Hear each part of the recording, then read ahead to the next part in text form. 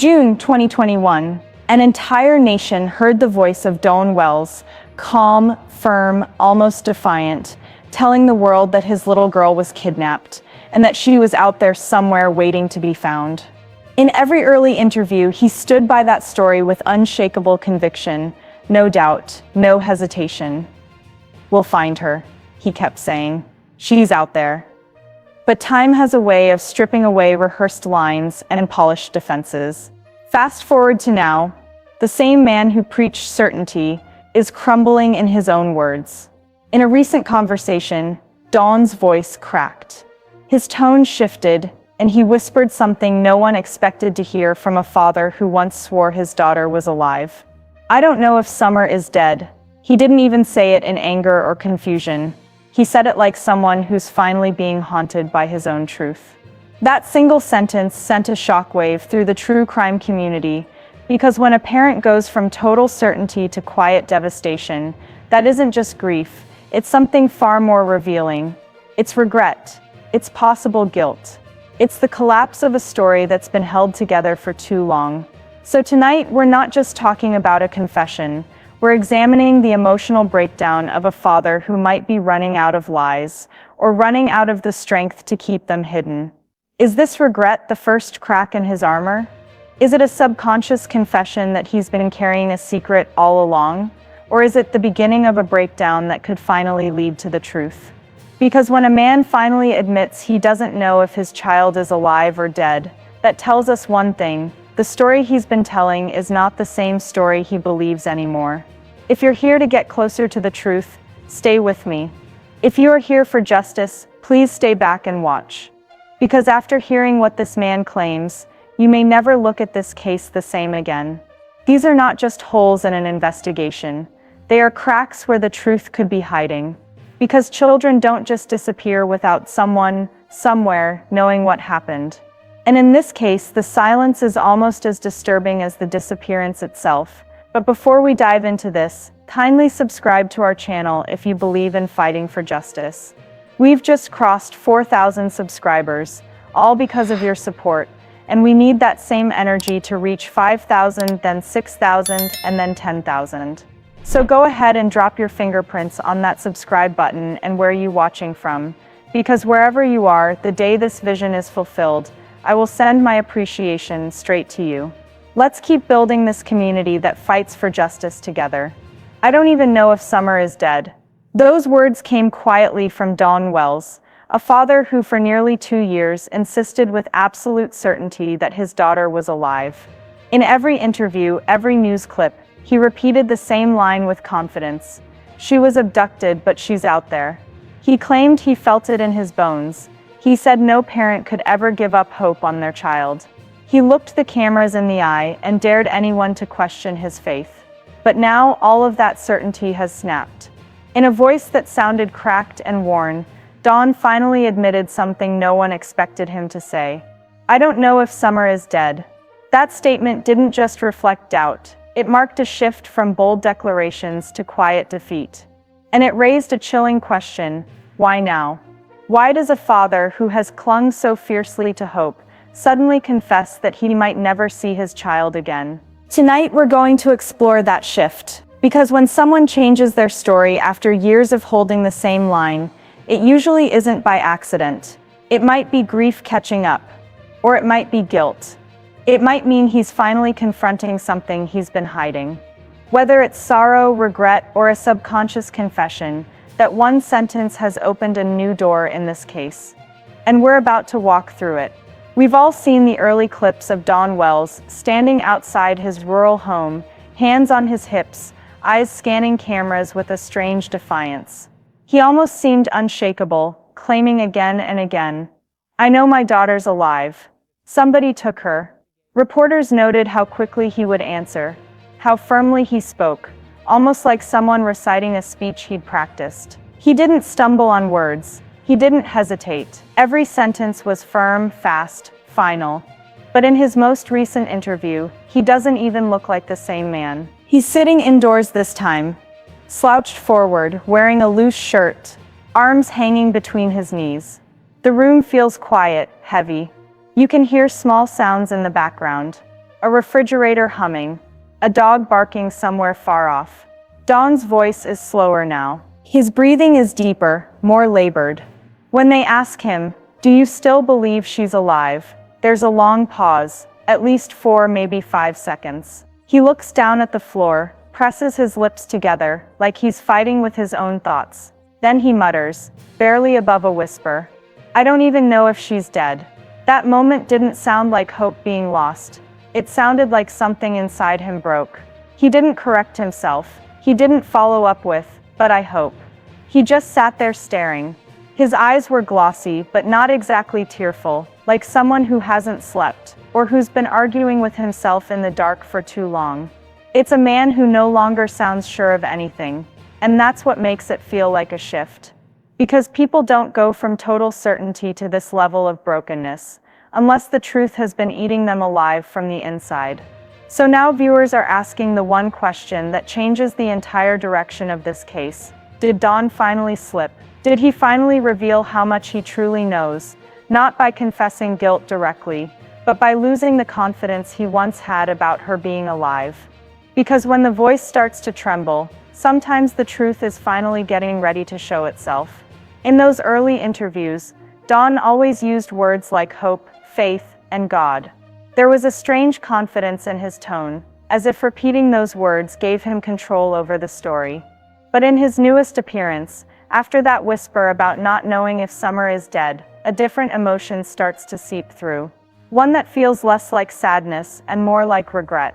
Watch how he moves. His hands fidget with the edge of his jeans. He keeps his eyes down. He doesn't look at the interviewer anymore. When asked what he thinks happened, he doesn't give theories like before. Instead, he says quietly, "I wish things were different. I wish I had done more." That isn't typical grief language. That's remorse. Regret cuts deeper than sorrow. Sorrow says, "I miss her." Regret says, "I failed her." At one point, his voice catches on the word, "sorry." He doesn't finish the sentence. He just exhales, almost like he's choking on something he can't say out loud. His eyes don't tear up. They kind of glaze over, like he's reliving a memory he never wanted to revisit. That physical pattern, the self-soothing movements, the tension in his jaw, the unfinished sentences, those are classic signs of someone clashing with guilt, not grief. Sorrow is passive. It responds to loss, but guilt is active. It comes from responsibility. And when he says, "I wish I had protected her more," it sounds less like a wish, and more like a confession cloaked in regret. It's not that he simply misses his daughter. It's that he might be carrying the weight of knowing he let something happen. Or worse, that he played a part in it, directly or indirectly. Something in him has shifted from pain to self-blame. And once regret begins to surface publicly, it's usually because it has already been eating the person alive privately for months. That kind of regret doesn't just emerge, it leaks out of a wound they can't hide any longer. If you place Don's interviews side by side, from the first month after Summer disappeared all the way to now, the emotional change is almost unsettling. In the early footage, he speaks quickly, sometimes interrupting the interviewer, insisting on his version. "She's alive. I know it. No matter what people say." His face is more animated. His voice is controlled but energetic, almost like he's trying to convince himself while convincing everyone else. But in his latest interviews, something's different. His tone is slower, softer, but not in a gentle way. More like someone whose energy has been drained, whose body is present but whose mind is elsewhere. He pauses longer before answering. He doesn't correct the interviewer anymore. When he hears a difficult question, he just drops his head, rubs his face, or stares at the floor. A man who once had a prepared answer for everything suddenly has no answers at all. That's what emotional erosion looks like. It's what happens when the truth becomes too heavy to keep carrying silently. Over time, the emotional mask begins to melt, and what's left underneath isn't just sadness, it's conflict. Something internally is unraveling. Because if Don truly believed his daughter was alive all this time, that belief would show up in his voice, in his eyes, in his words. But what we're seeing now is someone whose belief has eroded, and belief doesn't erode unless there's another reality pressing against it. So the question becomes, does Don know more than he's ever admitted? And is his exhaustion not just emotional tiredness, but the psychological fatigue of carrying a secret for too long?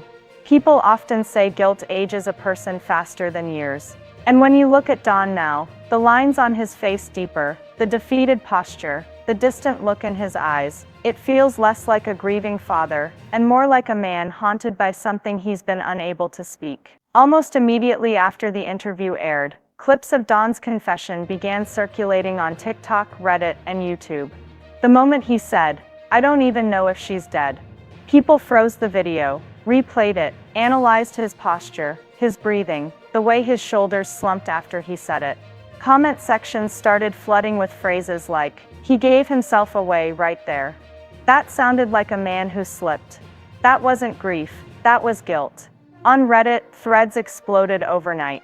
Users began piecing together a timeline of his behavior, the early confidence, the anger toward the public, the religious language, compared to this sudden collapse.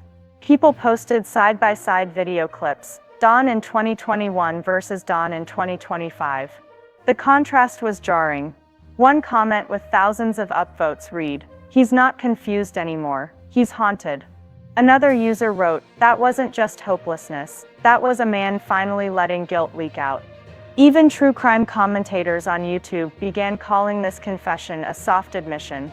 They pointed out that Don didn't just express fear that she was dead. He said it with resignation, as if a part of him already knew. Some creators made frame-by-frame breakdowns of his face right after he said it. They slowed down the clip, pointed to how his lips tightened, how his eyes unfocused, how his voice dropped lower, like someone retreating inward. For many people, this wasn't just a sad moment. It was the moment where public suspicion deepened. Because grief can cause someone to lose hope, yes. But this looked like more than hopelessness. It looked like the kind of regret that comes when someone has finally begun to confront the truth inside themselves. And social media, for the first time in years, began shifting focus from Candace back onto Don, wondering if this confession was less about loss and more about something he's been holding back. There's a powerful difference between grief and regret, and people are beginning to notice that distinction in Don Wells. Grief is about mourning something that happened to you. Regret is about what you might have caused or failed to prevent. Grief says, "I miss her." Regret says, "I failed her." And the more we listen to Don's recent interviews, the more it starts to sound like regret, not just sadness, is taking over his mind. Experts in behavioral psychology often say that guilt carries a physical weight. It makes people restless. It causes them to avoid eye contact, to fidget, to speak in fragmented thoughts. Regret shows up in small phrases like, "I wish I could go back," or "if only I had." Phrases Don has started to repeat more often. He recently muttered, "I should have never let her out of my sight. I should have protected her better." These aren't just grieving words. They're words of someone who feels personal responsibility for the outcome, whether or not he speaks the full truth. Sorrow can fade over time, but regret lingers and expands. It keeps a person up at night. It pushes them toward confession without even realizing it.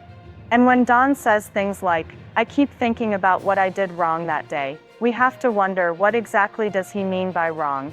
Was he careless? Was he negligent? Or was there something darker that happened that he's never fully admitted, even to himself?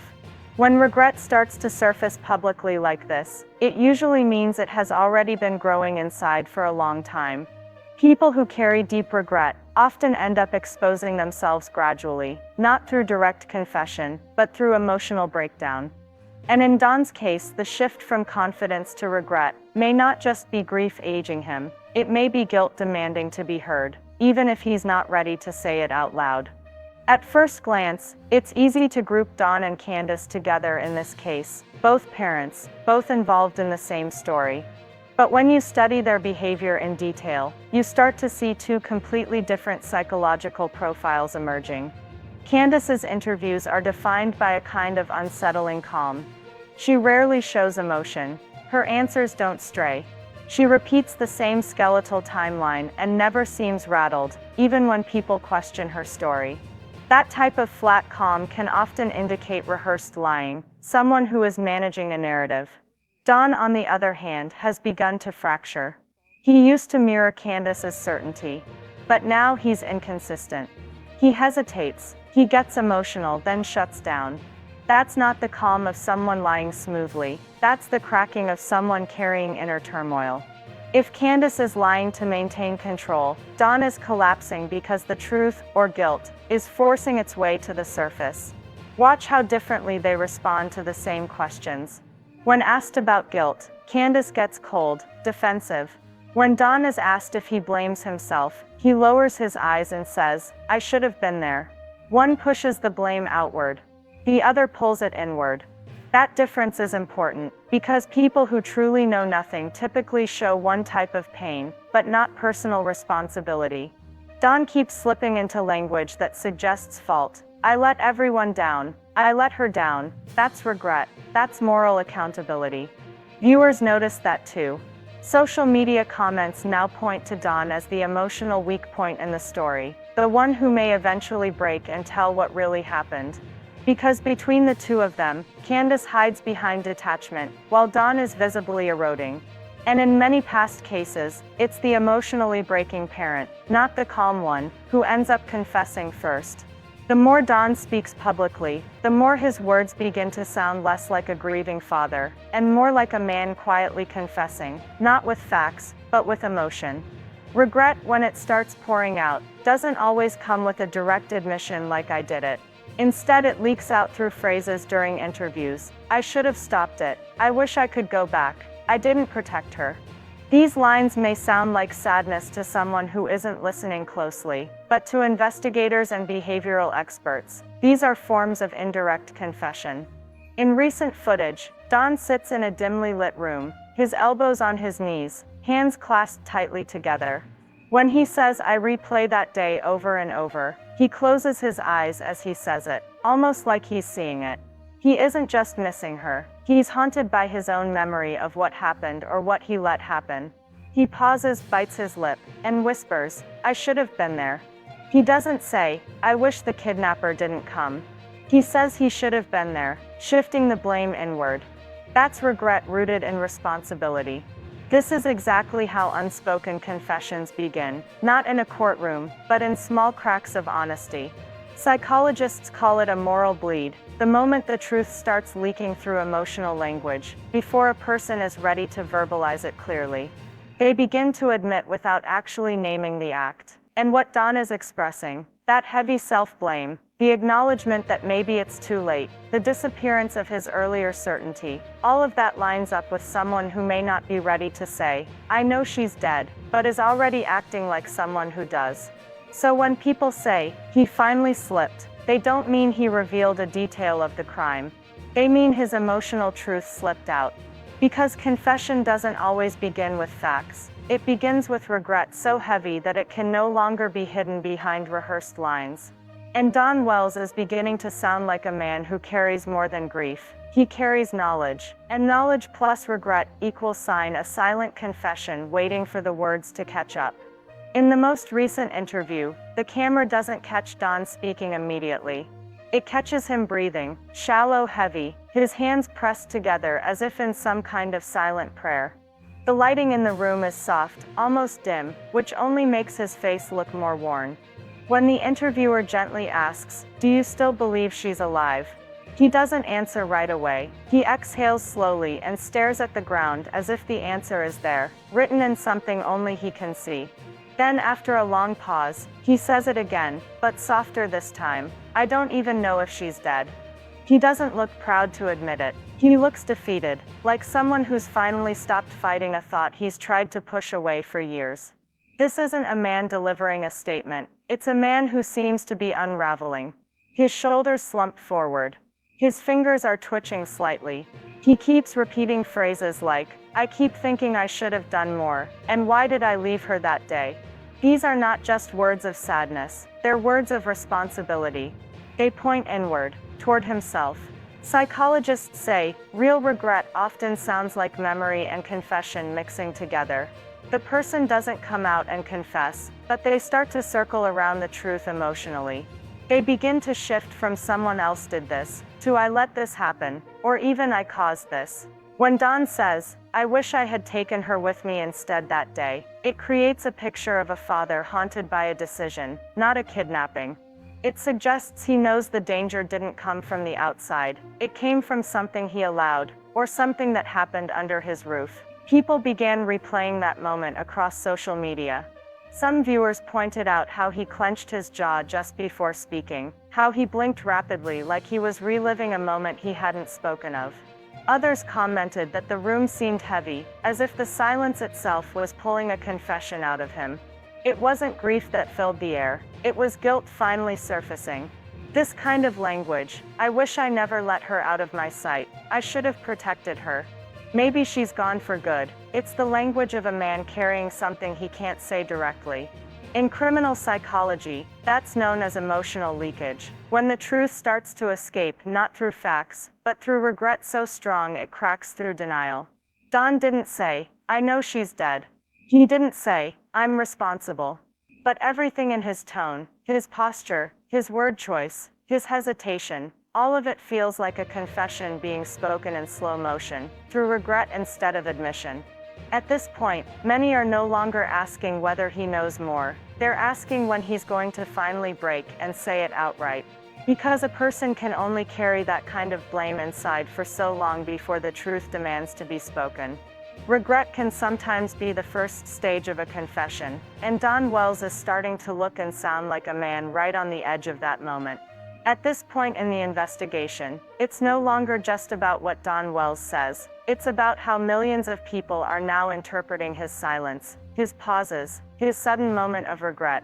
And this is where you, the viewer, become part of the search for truth. I want you to go back to that clip. I want you to watch the exact second his voice cracks, when he says, "I don't know if she's dead." Listen not to the words, but to the breath that comes after. That exhale, that tremor. Does that sound like a man wondering, or does it sound like a man finally admitting what he knows but can't say? I want every viewer, from wherever you're watching, Lagos, London, New York, Johannesburg, Nairobi, Atlanta, drop your location in the comments right now. Let the world see how far this case has reached. Let Don and every official watching know that this story has crossed continents, that Summer Wells is not forgotten, and that we are watching every word more closely than ever. Tell me in the comments what you think his tone really means. Was that despair? Was that grief? Or was it the beginnings of a confession? If you believe in justice, if you're willing to stay locked in until the truth comes out, let me know. Because this isn't just a video, this is a global community gathering evidence, piece by piece. Your observation might catch something that the official investigation missed. Your timestamp might expose the exact moment his mask slips again. So let your voice be heard. Tell me where you're watching from, and tell me in one sentence. Do you think Don Wells is finally cracking under guilt? As we close tonight's investigation, we're left staring at a man who once stood firm in his claims, now crumbling under the weight of his own regret. Don's confession, "I don't know if she's dead," wasn't just a statement, it was a fracture. A breaking point you can almost feel. And whether he realizes it or not, that moment changed the direction of this story forever. Because when a father's voice starts to shake, the story starts to shift from loss into revelation. In our next episode, we're not stopping here. We're going to take Don Wells's confession and line it up against his statements from 2021, 2022, and 2023, word by word, to expose the evolution of his truth. We'll look at the phrases that keep reappearing, the ones that suddenly disappear, and the ones that suggest someone who may have been rewriting history in real time. Regret may have been the leak, but we're getting closer to the pipeline of what he's really been hiding. Because regret is never random, it's rooted in something, and men don't start whispering maybe she's gone, unless their mind, or their conscience, has already accepted that she is. Summer Wells still deserves justice. And Don Wells, whether he intends to or not, may be revealing it piece by piece, not through facts, but through regret, through tone, through emotional collapse. And we are going to track every moment of that collapse, until the full truth surfaces. So stay with me. This story isn't finished, it's finally beginning to unravel. And I promise you, by the time it's done, we won't just be asking if Don knows something. We'll be showing the world exactly how long he's known it. If you believe justice should never be silenced, then stay right here on Detective Max on YouTube. Hit that subscribe button now, because this isn't just storytelling, this is real investigation. Share this video with someone who still cares about Summer Wells. The more people watching these details, the closer we get to the truth. Don't just watch, stand with us. Comment below where you're watching from, subscribe, and let the world know you're part of this community fighting for justice. Turn on the notification bell so you never miss a single update. I promise you, we're tracking every lie, every contradiction, every moment of regret, until truth finally speaks. If you believe silence protects the guilty, then don't be silent. Like, share, subscribe, and keep your eyes locked to this channel. This is Detective Max, only on YouTube, and we will not stop until justice finally wins.